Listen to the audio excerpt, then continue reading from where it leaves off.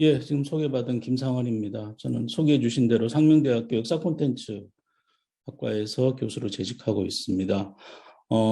그 소개에서 저는 그 컴퓨터 공학을 전공을 했습니다. 좀 전에 발표해 주신 신용태 교수님께도 같이 수업을 들었었고요. 교수님 오랜만에 여기서 뵙습니다. 제가 이 사학과죠. 그러니까 사학과에서 컴퓨터 공학 한 사람이 뭘 하고 있을까? 아마 이 얘기를 말씀을 드릴 것 같습니다.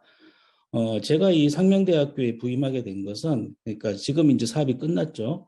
학부 특성화 사업을 진행을 하면서 당시에 상명대 역사 콘텐츠 학과가 이런 그 디지털 히스토리 내지는 디지털 헤리티지 쪽으로 이제 영역을 확대를 하면서 콘텐츠 분야에 대해서, 그러니까 인문학인데 역사학이라고 하는 것은 철저하게 인문학 베이스지 않습니까? 거기에서 제가 설명을 쉽게 할 때 이런 식으로 합니다. 지금까지는 계속 인풋만 했었다. 그러니까 공부만 열심히 했다는 거죠. 근데 이걸 어떻게 써먹을까? 인문학을. 그러면은 실제로 써먹을 때는 많습니다. 지금 많은 드라마들이 역사 소재를 베이스로 해서 만들어지고 있고요. 그 다음에 지금 지금 정보화 사업들, 그러니까 지식 정보화 사업이라고 하는데 이 부분에 상당히 많은 부분들이 역사 관련된 자료들입니다. 그래서 이런 작업들을 하다 보니까 제가 학위를 받고 나서 바로 제가 작업을 했던 게 잘 아시는 그 규장각, 서울대학교에 있는 거기에 있는 문헌들을 디지털화하는 작업에 참여를 하게 되었었는데, 그때 이제 XML이라고 하는 당시에 새로 나온 표준이었습니다. 98년이었는데 그걸 입력하기 위한 도구를 만들게 되었고, 그러다가 계속 이제 과제를 반복해서 참여를 하면서 사학과까지 오게 되었습니다. 생략하고요. 메타버스라는 얘기는 제가 이제 사실은 이 주제를 가지고서 2016년에 메타버스를 활용한 역사교육 콘텐츠라는 제목으로 논문을 하나 발표한 게 있습니다. 그래서 아마도 그 논문을 검색해 보시고 오늘 발표를 의뢰해 주신 것으로 그렇게 이해를 하고 있습니다. 지금 보시는 이 그림은 2006년에 발표한 그 엑셀레이션 사이언스 파운데이션에서 만든 메타버스 로드맵이라는 데서 나오는 메타버스의 구분입니다. 그리고 그 이후에 14년에 보면은 에투리에서 이 스마트 공간에 대한 개념을 설명을 하면서 뭐 메타버스라는 얘기도 같이 했었습니다. 그래서 이 그림을 놓고서 들여다보다가 역사교육이라고 하는 부분에서 이 부분을 갖다가 상당히 잘 활용할 수 있겠다라는 생각이 들었어요. 그래서 같이 이제 그 재직하고 계시는 교수님하고 몇 번 고민을 했는데, 현재 우리나라의 디지털 문화유산 관련된 사업들, 이 부분들을 좀 몇 가지 말씀을 드리면은 좀 이해가 쉬우실 것 같습니다. 이 그림은 황룡사의 디지털 복원도입니다. 중앙박물관 가시면은 황룡사 디지털 복원한 그림들을 보실 수 있고요. 요거는 2014년에 한 겁니다. 디지털 복원은 문화재청에서 한 3차례 정도 이루어졌고요. 이게 가장 최근 버전입니다. 경주시에서 주도해서 작업을 한 것이고요. 이 뒤쪽으로 보시면은 그 당시 스라블의 모습들을 아주 상세하게 잘 묘사를 하고 있습니다. 이 당시 복원을 할 때 이 그림뿐만 아니라 스라블 왕경도도 같이 이제 작업을 했었는데요. 여기 보시면은 이 황룡사의 모습을 아주 잘 만들어 놨습니다. 근데 사실 이 그림을 놓고서 복원이라고 하기에는 조금 무리가 있습니다. 왜냐하면요, 복원이 되려면은 원래의 모습을 알아야 되지 않습니까? 황룡사의 원래 모습 우리가 알 수 있을까요? 아무런 자료가 없습니다, 지금. 사진 당연히 없을 테고요. 그림 없습니다. 그래서 그냥 정확하게는 상상도죠. 하지만 그 당시에, 그러니까 지금 현재 남아있는 목탑들, 그러니까 중국 쪽에 남아있는 목탑들, 일본의 범용사 목탑이라든지 이런 모델들을 분석을 하고, 그 다음에 현재 우리나라에서 목탑이라고 할 만한 것은 법주사에 있는 팔상전과 충북 진천에 가시면은 보탑사라고 있습니다. 거기는 3층짜리 목탑이 있습니다. 그래서 그런 것들을 비교해서 구조적으로 이제 계속 여러 차례 이제 시공 그 도면을 그리고 시뮬레이션을 하는 거죠. 그래서 지금 경주 황룡사 터에 가시면은 황룡사 문화관이 있습니다. 여기에 지금까지 제한된 황룡사 복원 개념이 한 10가지 정도 있는데 그 도면들과 실물 모형들을 같이 전시를 하고 있습니다. 그러니까 이 경우에는 그 당시에 분명히 있었을 것 같습니다만 완전히 상상에 의해서 그려진 것이죠. 다음 그림 한번 보시겠습니다. 이것은 타임맵 코리아라고 해서 전자지도협회가 있습니다. 일렉트로닉 컬처럴 애틀래스 이니셔티브라고 해서 지금 세계 단위의 그 조직인데 거기에서 나오는 전자지도 도구를 가지고서 우리나라의 그 역사 지도, 그러니까 밑에 아래쪽에 보시면은 여기 이제 타임바가 있습니다. 0부터 해서 1000까지 되어 있는데, 그러니까 연대별로 이 영역을 갖다가 보여주는 그런 작품인 거죠. 그러니까 사실 이것도 실제 존재하는 영상은 아닌 거죠. 그러니까 시기를 이제 왔다 갔다 하면서 영역을 함께 볼 수 있는 그런 작업이고요. 그다음에 여기는 석굴암입니다. 이건 잘 아시죠? 네, 석굴암이 이 석굴이 인공 석굴인 건 혹시 아시나요? 많은 분들이 석굴암인 석굴이니까 굴을 파서 만들었겠다라고 생각을 하시는데 굴을 판 것이 아니라 굴을 쌓았습니다. 그래서 이 과정도 중앙박물관에 가면은 디지털 영상으로 만들어져 있습니다. 통일신라관이 1층 가장 안쪽 왼편에 있습니다. 거기에서 안쪽으로 들어가시면은 영상을 상영을 하고 있습니다. 이 촬영을 하기 위해서 왼쪽 사진을 보시면은 그 스캐너를 가지고서 지금 라이더 스캐너를 가지고서 지금 촬영을 하고 있는 장면이고요. 오른쪽 위에 있는 그림은 이 디지털, 그러니까 이 복원 과정을, 그러니까 제작 과정을 영상으로 만들어 놓은 것입니다. 그리고 이 영상을 통해서 지금 여기 오른쪽 아래에 있는 그림은 경주에 가시면은 그 경주 타워가 있습니다. 보통 이제 경주 관광문화 엑스포 그 장소라고 아시면 되는데 거기 가시면은 그 경주 타워 10층에 이 HMD VR로 항상 이렇게 즐길 수 있도록 이렇게 만들어 놨습니다. 그러니까 이것은 실제 존재하는 것인데 이것의 건축 과정, 그 이전의 역사를 보여주는 도구로 사용을 했던 것이고요. 이 작업은 롬 리본, 그러니까 로마의 재탄생, 이 정도 번역하면 될 것 같습니다. 지금 한 20년째 해오는 작업인데요. 버지니아 공대에서 로마의 최전성기, 그러니까 기원 후 330년을 기준으로 해서 로마의 모습을 디지털로 지금 이렇게 만들고 있습니다. 여러 차례 지금 만드는 버전은 지금 3번째 버전을 만들고 있는데 첫 번째 버전은 도시의 윤곽을 보여주는 데 집중을 했었고요. 2번째는 건축물을 하나하나 정밀하게 묘사하는 작업을 했습니다. 지금 보시는 그림들은 이 2번째 버전에 해당되는 사진들입니다. 오른쪽 아래 보시면 콜로세움이 있고 그 앞쪽에 아폴로의 동상이 있습니다. 그리고 지금 3번째 작업을 하고 있는데 3번째에는 사람들의 당시 생활상을 또 같이 복원하는 작업들을 현재 진행하고 있습니다. 그러니까 현재 남아있는 로마의 유적에다가 일종의 덧붙이는 작업을 하고 있는 것이죠. 또 다른 사례입니다. 이 그림은 예전 그 중국에서 상해 엑스포를 아마 다녀오신 분도 있을 것 같은데요.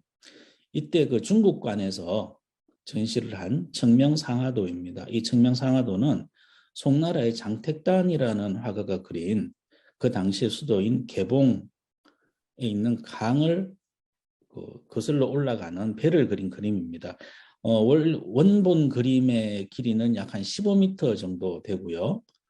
그 다음에 폭이 한 50cm 정도 됩니다. 그 그림을 당시 이 엑스포 때 길이 한 150m의 대형 스크린에다 이걸 투사를 했습니다. 오른쪽 위에 보시는 그림이 그 그림의 일부입니다. 원본 그림의 일부이고요. 근데 왼쪽에 보시면 이게 지금 스크린을 쏘고 있으니까 뭔가 이미지가 아니라 단순한 이미지가 아니라 움직임을 주는 것이 더 역동적이겠죠. 그래서 이 그림에 등장하는 사람들, 동물들을 모두 다 움직임을 줬습니다. 배도 움직이게 만들었고요. 그러니까 원래 있던 그림에서 그 맥락을 더 부여를 한 것이죠. 요 청명상하도는 여러분 유튜브에서 검색하시면은 지금 이 영상을 찾아보실 수가 있습니다. 이거는 그 프랑스에 있는 라스코 동굴입니다. 근데 라스코 지금 4와 제가 3이라고 표기를 해놨는데요. 라스코 지금 이 지역에 가셔도 프랑스 남부에 있는 몽띠냐크라고 하는 동네인데 원래 동굴은 지금 들어갈 수가 없습니다. 개방을 거의 하지 않고 있습니다. 그리고 요 지금 사가 만들어지기 전에는 라스코에 대해서 이제 그 동굴의 일부를 복원을 똑같이 복제를 해서 지하에다가 그걸로 공개를 하고 있었고요. 그 다음에 라스코 지금 4라고 되어 있는 것은 오른쪽 위에 있는 건물 보이시나요? 네. 산세를 따라서 똑같이 지은 건물인데 여기에서는 이 건물을 라스코 아트 뮤지엄이라고 이름을 붙여놨습니다. 그러니까 동굴 벽화에 있는 걸 갖다가 예술적인 오브제로 보고 이거를 따라서 또 관련된 그 미술 작품들을 함께 전시하는 공간입니다. 그런데 동굴 자체는 역시 복제를 해서 실제 사이즈로 복제를 해서 왼쪽에 있는 것처럼 사람들이 들어가서 볼 수 있도록 이렇게 만들어 놨습니다. 라스코를 관리하는 이쪽 사람들은 보면은 이걸 복제 복원하는 기술이 이제 거의 완숙의 경지에 오른 것 같아요. 그래서 오른쪽 아래 보시면은 컨테이너 박스가 보입니다. 이건 뭐냐면 라스코 3 혹은 라스코 모바일이라고 하는 건데 라스코 전시장, 그러니까 복제된 전시품들을 컨테이너 박스에 넣어서 세계 순회 공연을 하고 있습니다. 이거는 2017년인가요? 그 광명동굴 앞에 있는 전시를 했었고 그 이후에 동경과학관 쪽에 가서 요걸 그대로 들어가서 전시를 했었고요. 조만간 제주로 다시 이게 들어온다는 얘기를 들었습니다. 그러니까 이것은 이 사례에서는 원래 유물이 존재를 하지만 이걸 갖다가 이제 레플리카를 만들었고 그 레플리카에 대해서 대상으로 해서 새로운 맥락을 설명하기 위한 공간을 복제하는 그런 과정을 보여줬습니다. 이런 것들이 하나하나가 저희가 지금 역사 교육을 하는 입장에서 봤을 때는 사실 역사를 공부하는 이유는 당시의 시대상을 이해하고 그 당시에 어떤 맥락을 가지고서 그런 일들이 일어났는가 현상을 이해하기 위한 것이거든요. 이러한 지금 그 사례들을 봤을 때 이것들이 모두 다 합쳐진다면 이것이 이제 메타버스에 들어가는 콘텐츠로서 역할을 충분히 할 수 있고 또 각각이 그 메타버스에서 구현하는 기술들을 일부 사용을 하고 있습니다. 결국 메타버스가 맥락의 재현, 체험의 재현, 또 시공간을 다시 재현하는 그러니까 시간의 한계를 갖다 극복하는 이런 사례로 봤을 때 이러한 디지털 헤리티지라고 하는 것을 전개하고서 그걸 갖다가 전시해 놓을 수 있는 가장 이상적인 공간이 메타버스라고 생각이 됩니다. 지금 요 사례에서는 미륵사 지금 최근에 이제 그 동탑새로 복원해서 공개를 했습니다만 아직 서탑은 아예 없었기 때문에 새로 이제 탑을 만들어 놓은 것이고요. 그런데 결국 이러한 복원 문제에서는 이게 진짜네, 가짜네, 아니면 제대로 했네, 못했네 이런 이슈들이 항상 존재를 합니다. 그래서 이러한 디지털 헤리티지 기술을 가지고서 이걸 메타버스에다가 대입을 했을 때 미륵사의 탑들, 미륵사를 대상으로 해서 볼 수 있는 것들이 이러한 것들이 가능할 것이라고 정리를 한번 해봤습니다. 그래서 결국 이러한 그 역사 콘텐츠를 가지고서 디지털 헤리티지 이것들이 해야 되는 역할들은 뭐냐 하면은 현재 우리가 가지고 있는 자원들, 문화유산들, 문화자원들에 대해서는 디지털화를 해서 분석이 조금 더 편하게 할 수 있는 그러니까 고문서 같은 경우에 제대로 만지기가 힘들지 않습니까? 스캔을 해서 그 이미지를 가지고서 연구자들한테 제공을 한다면은 언제 어디서나 편리하게 확인을 할 수 있는 상황이 됩니다. 그러니까 존재하는 것들은 디지타이제이션을 의해 가지고 디지털화를 하면서 그걸로 유통을 하면 됩니다. 제공을 하면 됩니다. 그리고 유물들 같은 경우에는 파편적으로 나올 수밖에 없는 것들이죠. 그러니까 그 파편들을 하나하나 다 잘 해석을 해서 건물의 한 코처럼 군데군데를 갖다가 지점을 잡아놓고 이 사이를 갖다가 엮어내는 작업들을 해야 됩니다. 결국 일정 부분은 시뮬레이션을 해야 되고요. 또 그것으로도 채워지지 않는 부분들은 연구자들이 아마도 이러할 것이다라는 추론을 해야 됩니다. 결국 이러한 것들이 만들어지고 현재부터 과거까지 이 디지털 인포메이션의 폭이 지금 디지털 인포메이션이 21세기 위쪽에 넓지만 과거로 갈수록 좁아집니다. 이건 당연한 거겠죠. 근데 이 폭을 갖다가 일정하게 유지를 할 수 있는 상황까지 된다면 이것이 우리가 역사 콘텐츠에서 만들어낼 수 있는 타임머신이 아닐까라고 생각을 합니다. 그리고 그것들이 메타버스라고 하는 베이스에서 충분히 활용이 될 수 있을 거라고 생각을 합니다. 이렇게까지 발상을 하다 보니까 지금 이 인문학 전공하는 학생들 입장에서는 그럼 도대체 우리가 여기에서 어떠한 기술을 이해를 해야 되는가도 중요하겠지만 여기에서 우리는 어떤 맥락으로 우리의 삶을 갖다 이해해야 되는가 하는 문제가 닥쳤습니다. 그래서 또 저희 그 다음에 고민을 했던 것이 그렇다면은 포괄적인 역사의 이해, 우리 인류에 대한 이해가 필요하지 않을까라는 생각에서 빅히스토리에 대한 고민을 시작을 했습니다. 그러니까 쉽게 말씀드리자면 우리가 역사라고 할 때는 기록이 된 역사인 거죠. 그런데 지구의 역사라고 한다면 지구의 탄생부터 생각한다면 시작은 빅뱅이 될 겁니다. 그럼 거기에서는 우리가 일종의 증거를 가지고서 유적을 가지고서 또 화석을 가지고서 추정을 하는 것들이죠. 일종의 시뮬레이션 된 인포메이션입니다. 그 부분에서는 과학적인 도구를 활용할 수밖에 없습니다. 결국 이것을 역사의 범위를 빅뱅에서부터 시작해서 현재까지를 다 연결하는 방식의 범주가 빅히스토리이고요. 과학과 인문학을 하나의 틀에서 다루는 것을 목표로 하는 방식입니다. 저희가 처음 시작한 건 아니고요. 국내 여러 학교에서 빅히스토리 강의를 하는 것으로 알고 있습니다. 가장 대표적인 것이 이 책이 데이브 크리스찬의 이 책이고요. 그래서 다양한 관점들, 그 다음에 우리의 인류의 역사를 이해하는 다양한 맥락들을 갖다가 같이 이해하자는 것인데 이 중에 하나 재미있는 것이 인류세라고 하는 것입니다. 우리가 현재 살고 있는 이 시대의 지층을 갖다 비교해 봤을 때 이전 세대하고는 완전히 뭔가 달라진 기준이 있을 것이라는 거죠. 예를 들자면 뭐 절반 정도 농담입니다만 아마도 어느 시기부터 갑자기 닭의 뼈가 엄청나게 발견되는 시기가 있다면 그게 인류세일 거라고 합니다.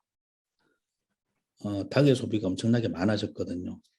그리고 이러한 그 빅히스토리에 대한 연구는 기원론적인 연구, 종말론적인 연구를 비롯해서 이것이 이제 가장 마지막에 가면 그럼 어떻게 다가올 문제들을 해결할 것인가 하는 연구로 이제 귀결이 돼야 됩니다. 그 부분에서 이제 인공지능이 존재를 하는 것이죠. 그래서 인공지능 자체에 대한 말씀은 제가 크게 안 드려도 될 것 같습니다. 그분도 있고요. 그다음 빅히스토리 자체에 대해서도 지금 간단하게 말씀을 드리고 있는데 이러한 연구를 통해서 우리가 대경해야 되는 지점은 이 싱귤러리티, 특이점이라고 하는 지점입니다. 커즈와일이라는 미래학자의 주장에 의하면 2045년이 되면은 전 인류가 가지는 지능의 능력보다도 컴퓨터의 능력이 초월을 할 것이다라는 것이죠. 그렇다면 사실 우리가 인공지능에 대해서 알지 못하는 두려움을 가지는 것이 이 싱귤러리티에 대한 지점입니다. 근데 우리가 이 세계가 지금 그렇게 나쁜 세계인가? 인류는 지금까지 계속 굶주림과 전염병, 전쟁이라는 3대 악재를 가지고 살아왔습니다. 1692년에는 프랑스 인구의 15%가 아사를 했고 우리나라에서도 1600 조선시대에 경신대기근 때 보면은 90만에서 100만 이상이 사망한 사례가 있었습니다. 지금으로서는 상상하기 힘듭니다. 전염병도 대단히 큰 문제였습니다. 지금 코비드 때문에 전 세계가 대단히 긴장을 하고 있습니다만 패스트나 천연두는 전 세계 인구를 몇십 프로까지 감소하는 효과를 주었습니다. 그런데 세계기구가 등장하고 백신이 등장을 하면서 이러한 부분들은 다 해결이 되었죠. 지금 우리의 세대는 전쟁 없는 아마 인류가 태어나고 나서 가장 첫 번째 세대가 아닌가라는 얘기를 하는 분도 있습니다. 그런데 또 다른 고민이 생기고 있습니다. 굶어 죽는 사람들보다 폭식이나 비만에 대한 인구 고민을 하는 사람이 더 많아졌고요. 병사보다는 자연사, 테러 전쟁보다는 자살하는 사람들이 더 많아졌습니다. 이런 부분들을 갖다가 이해하려고 그러면 우리는 뭔가 새로운 도구를 활용을 해야 되고 그 도구로서 채택된 것이 우리는 인공지능입니다. 인공지능에 대해서 철학적인 인문학적인 심도 있는 내용을 갖다가 살핀다기보다는 저희가 지금 그 빅히스토리 강의에서 빅히스토리와 인공지능이라는 두 꼭지를 붙여서 지금 그 전체 대상으로 한 교양 과목으로 운영을 하고 있는데요. 상명대에서는. 여기에서는 인공지능이 어떤 식으로 우리에게 이익을 줄 것이고 우리는 이걸 갖다 어떤 식으로 활용해야 될 것인가에 집중을 하고 있습니다. 그런데 그 전제는 빅히스토리라는 인류사에 대한 포괄적인 이해를 앞에 다름으로써 우리가 어떠한 상황에 처해 있는가 하는 맥락에 좀 집중할 수 있도록 하는 과정으로 운영을 하고 있고요. 지금 이 영상은 유튜브에서 인공지능의 시대라고 해서 유튜브 오리지널로 8편이 지금 올라와 있습니다. 특히 인문대학생들한테는 이 인공지능을 갖다가 포괄적으로 이해하는 데 상당히 유용한 것 같습니다. 참고해 주셔도 좋을 것 같고요. 결국 우리는 학문이라는 것이 대학이 지금 대단히 이제 그 본과화되면서 전문성을 확보하는 데는 성공을 했습니다만 문제에 대한 포괄적인 이해에 대해서는 조금 다시 고민해야 될 지점이 생긴 것 같습니다. 지금 저희가 그 빅히스토리 인공지능 과목을 만든 것은 그러한 문제에 대해서 고민해서 시작이 된 것이고요. 메타버스라고 하는 이 새로운 세계 안에서 이런 부분들을 이해할 수 있는 맥락을 조금 더 쉽게 찾아낼 수 있지 않을까라고 해서 지금 이렇게 운영을 해보고 있습니다. 근데 이 강의를 지금 두 학기째 하고 있는데 사실 매 학기에 새로운 고민들이 생기고 있습니다. 그래서 사실 오늘 발표하기에는 대단히 많이 미흡합니다만 좀 더 같이 고민을 나눔으로써 여러분 좀 새로운 아이디어를 얻을 수 있지 않을까 해서 발표하게 되었습니다. 예, 제 발표는 여기까지입니다. 혹시 관련되어서 뭐 개인적으로 연락 필요하신 분들은 이 이메일 주소로 해주시면 되겠습니다. 예, 감사합니다. 발표 마치겠습니다.